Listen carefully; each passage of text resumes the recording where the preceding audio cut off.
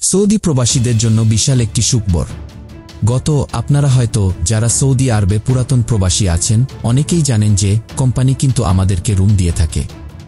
আবার অনেক কোম্পানি যদি আপনার বাসা দূরে হয়ে থাকে তাহলে তারা নিজেদের গাড়ি দিয়ে আপনাদেরকে বাসায় পৌঁছে দেয় এবং বাসা থেকে কাজে নিয়ে আসে।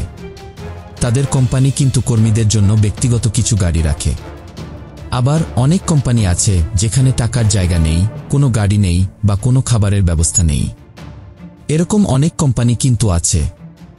আমাদের কোম্পানির গাড়ি আছে, টাকার জায়গা আছে, খাবারও আছে। অনেক কোম্পানি এরকম আছে যারা কোনো কিছুই দেয় না।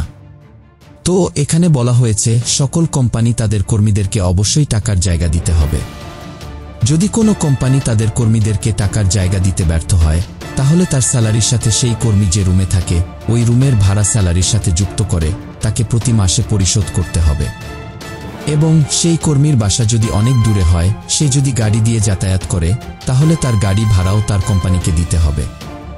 এমনটা কিন্তু এখানে স্পষ্ট বলা আছে। কিন্তু অনেক কোম্পানি আছে যারা রুম দিয়ে থাকে এবং অনেকেই আছেন যারা খাবারও দিয়ে থাকেন। আবার অনেক কোম্পানি আছেন যারা বাসা দূরে হলে গাড়িও দিয়ে থাকেন। বর্তমানে যাদের কোম্পানি টাকার জায়গা, খাবারের ব্যবস্থা অথবা ট্রান্সপোর্টের কোনো সেবা দেয় না তাদের জন্য এই আপডেট গুরুত্বপূর্ণ। আপনি যদি নিজের খরচে সবকিছু করেন, বাসা দূরে হয়, তারপরও নিজের টাকায় কর্মস্থলে যান অথবা নিজের টাকায় রুম ভাড়া দেন, তাহলে এখন থেকে আপনার কোম্পানি আপনাকে প্রতি মাসে আপনার বেতনের সাথে রুমের ভাড়া এবং যাতায়াতের খরচ প্রদান করবে। এমনটা কিন্তু গতকাল স্পষ্টভাবে বলা হয়েছে। তো প্রিয় সৌদি প্রবাসীরা, এখন কথা হচ্ছে সৌদি সরকার তো আইন ঠিকই করে, কিন্তু আমাদের কোম্পানি বা কুফিরা কি এগুলো মানবে? যদি তারা মানে তাহলে আপনারা যারা কোম্পানির কাছ থেকে রুম পান না, টাকা পয়সা পান না, তারা এখন থেকে এই আইন অনুযায়ী টাকা পাবেন। যদি তারা না মানে তাহলে পাবেন না। এখন অনেকে বলবেন আমার কোম্পানি এগুলো দেয় না, আমি কিভাবে আদায় করব? আপনি চাইলে আদায় করতে পারবেন, যেহেতু সৌদি সরকার আইন করেছেন। আপনি চাইলে আদায় করতে পারবেন, তবে এতে আপনার কোম্পানির সাথে দূরত্ব তৈরি হতে পারে এবং সমস্যার সৃষ্টি হতে পারে।